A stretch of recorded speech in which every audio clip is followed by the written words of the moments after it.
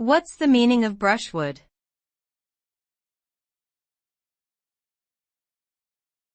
Brushwood.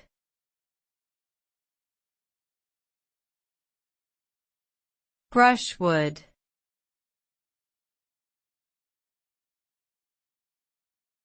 Brushwood.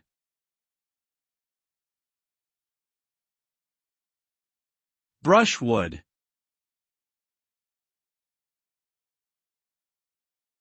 Brushwood refers to small branches, twigs, and other woody debris that accumulate on the forest floor or in open fields.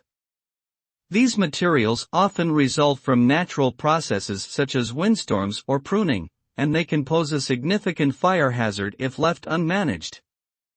To mitigate this risk, land managers may use controlled burns or mechanical treatments to remove brushwood and reduce fuel loads in fire-prone areas. In addition to reducing the chance of catastrophic wildfires, these efforts can also improve habitat quality for wildlife species that depend on open, sunny areas with sparse vegetation.